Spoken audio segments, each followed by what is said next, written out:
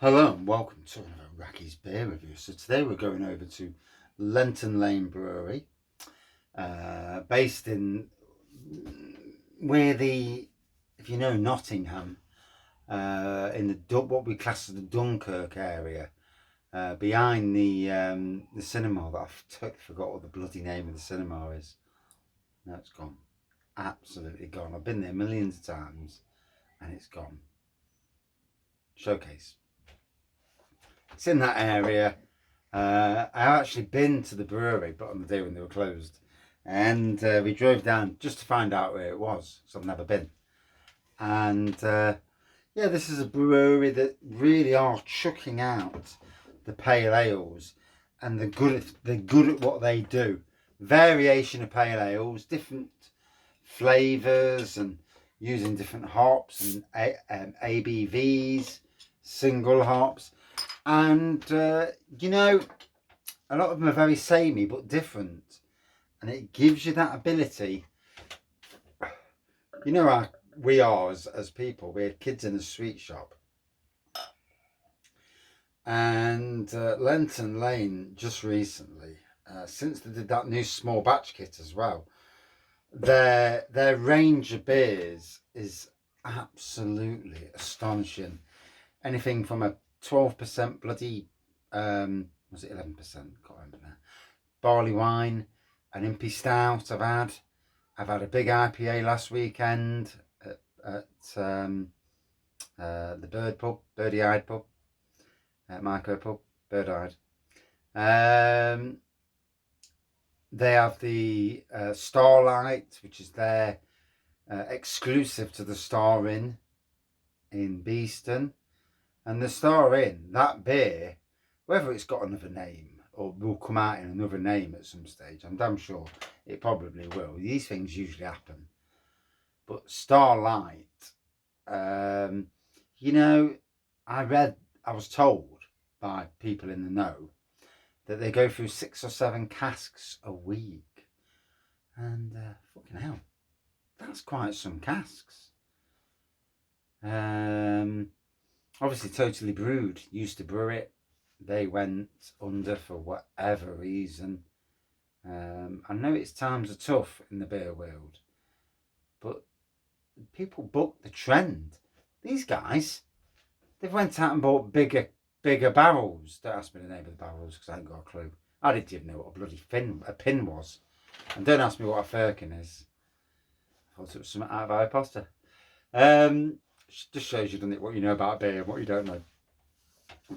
And dare say someone will point me in the right direction. So this is from the good people at Lenton Lane, Jack and can't remember his name now. No, it slipped. I know Jack because most of his photos he's got a proper cheerful face, and whoever he does it just for bedevilment, because some we do sometimes that whoever just does it because he thinks fuck it, I'm doing it this way. Yeah, whichever way, it's up to him anyway. You know, people think I'm miserable, but you gotta know me really. You know. So anyway, malty. This is Cherry Phoenix, malty, ruby, and mild. So I presume it's a cherry mild from that 4.7%. And like I say, I'm loving the styles. My only slight beef with Lenton Lane is it just needs a little bit more information about the beer. You know, for people who don't know beers. But the beers themselves, absolutely top notch, whether on cask or in bottle. Anyway, let's get in. So there's a slight haze on there. It's bottle conditioned. So there wasn't a haze a minute ago. So I've just poured the bit of sediment in. So don't worry about the sediment. If you don't like the sediment, wait, pour that 3/4 out, but make sure you leave the last quarter and then pour it out at the end and neck it because you'll enjoy it anyway. So as we can see, yeah, I can smell the cherry on the nose. Distinctive cherry on the nose. Let's dive in. Wow. Bought it from Adventure Beer and Lenton Lane done lots of collabs together. In fact, Lenton Lane seem to be the collab kings of the Nottingham breweries at the moment. Certainly on a local basis. And not always doing it for reasons where they want mega publicity. You do notice that with certain places it's all for the publicity, and it's but I'd rather they do it for a reason, a valid reason, you know, rather than just publicity.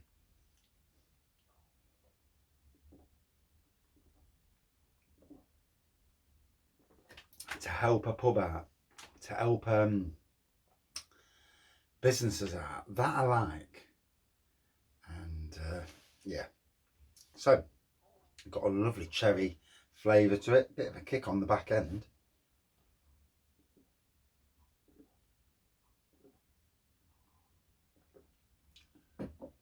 Oh. After another long day at work, 11 plus hours grafting, and I do graft, 52 years old, and I work harder now than I've worked when I was 20. I mean, we did work hard at times back in the day, but we were on a bonus system, and yet, you know, if you work too hard, you get the mick took out of you, because other people would get your what we call minutes, and you wouldn't win. There's no winning, because the lazy people would do the same amount of work as you, and you'd be doing they'd be doing a lot less work while you're doing about 3 times the amount of work. That's what I meant to say. These days I've got no one else to compare myself against, so I just go for it. You know, I'm on my own all day, working away. Obviously as a gardener. Would I like to go into the beer world? Is 50, you know, in the 50s too late? Don't know.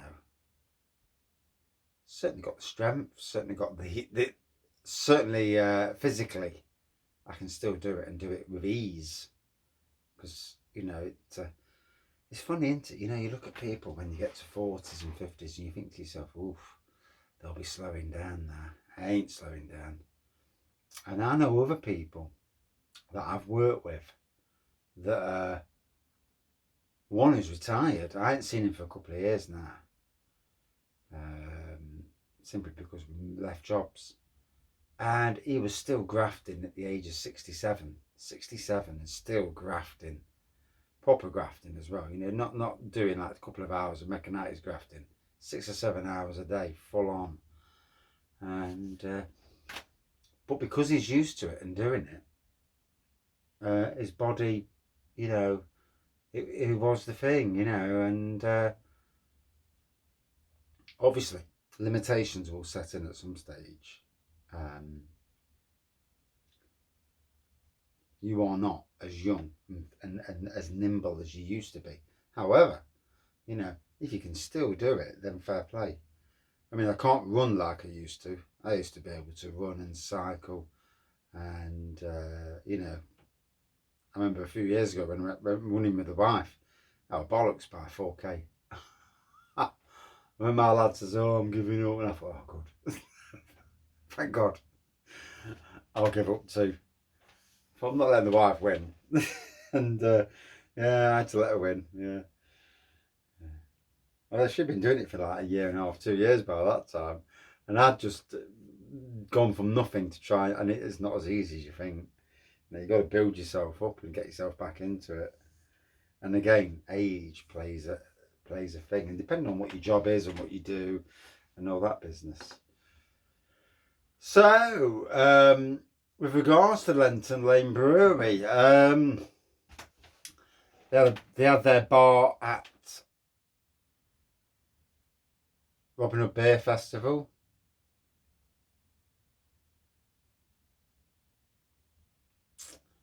That's 2 years now as the other bar.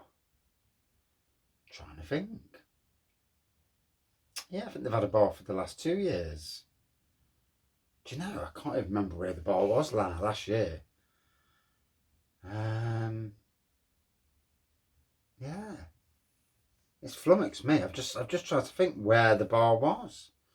I remember the first year we went, because they were next to navigation. But Navigation had a bigger bar this time, as did Blue Monkey. We're the bloody over Lenton Lane then. I think they must have been round the corner in the main block with the likes of Lincoln Green and them. Do you know? Can't remember.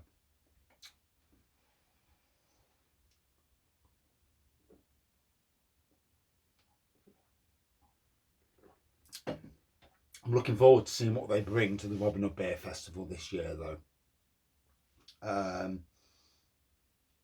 Now they've got this small batch thing into consideration. I do hope that there's going to be a lot of the small batch stuff alongside casks of more stuff. And personally, I hope they get a bigger stand, something the likes of what Blue Monkey and Navigation had, because I personally think that they could do both keg and cask. I'm not sure if they do keg. I've never actually seen Lenton Lane on keg. I've only ever seen it on cask. You can see now the sediment's in there now, so it's gone quite hazy now. Nothing to worry about. Beer's still tasting absolutely spot on.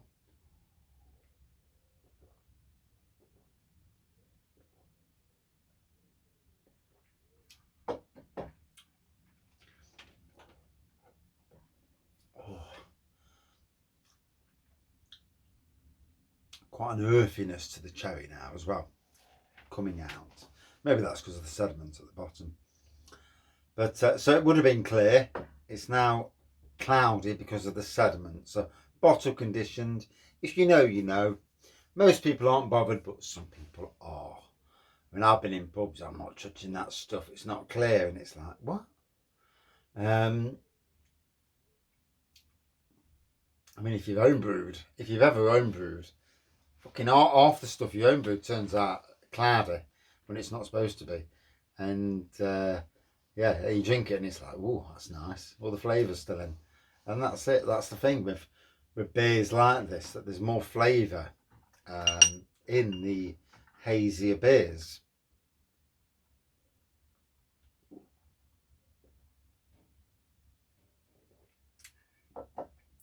It is what it is. I mean, I do know even local breweries that put some sort of finings in to clear the beer. So that was gifted away at a brewery tour once by one of the bigger breweries. So Cherry Phoenix, a lovely cherry, mild, 4.7% like it says.